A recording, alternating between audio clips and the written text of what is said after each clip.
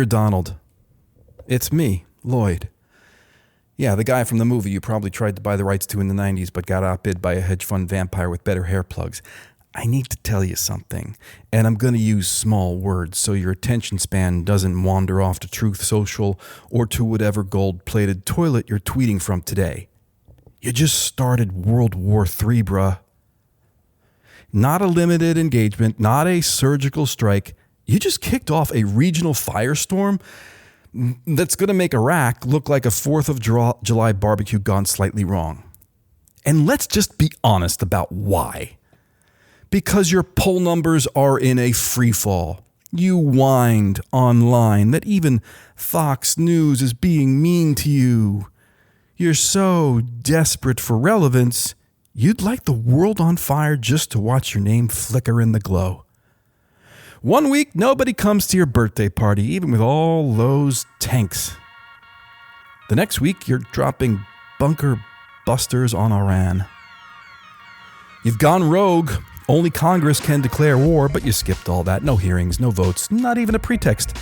You bombed a sovereign nation that posed no imminent threat to the U.S.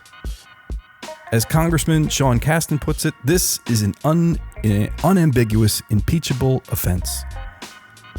You're flying blind, Donald. Bombing first, thinking never.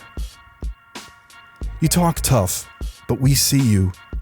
The guy who hides behind the bone spurs, the guy who dodged the draft, the guy who called American soldiers losers and suckers. You don't think history will remember that? Wait until the first flag-draped coffin comes home from this war you just started, asshole. Wait until that mother in Ohio or that widow in El Paso hears what you said, that dying for your country makes you a sucker. You'll have to explain that to a folded flag and a 6-year-old who doesn't understand why daddy's never coming home. You didn't just betray the Constitution. Everyone knows you don't give a shit about that. You betrayed the very people you sent into harm's way. And for what? So Raytheon can pop champagne on the earnings call next quarter? So Netanyahu can cling to power? So you can pretend your manhood isn't made of spray tan and NDAs? Here's the truth you will never face. Real strength would have been restraint.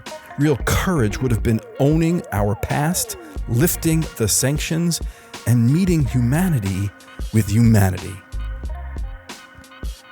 But that would have required you to be something you've never been, a man. Instead, you're a scared little boy with billion-dollar toys, blowing holes in the world to feel something. You didn't make America great again, you made empire terminal. You lit the match and called it peace. And when the blowback comes, because it will come, when the body bags start arriving and the headlines start hedging, when cable news says tragic but necessary, and the generals mumble about collateral damage, don't be fooled. They'll try to wrap this in a strategy, in a patriotism, in solemn-faced ceremony. But none of them will say what really happened, that a fragile narcissist started a war to feed his ego, and the system, media, military, and political alike played along like it always does, pretending this was destiny instead of a choice.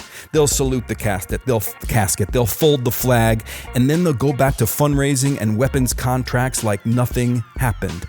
But we won't forget, and neither will the ghosts. Sleep tight, Lloyd.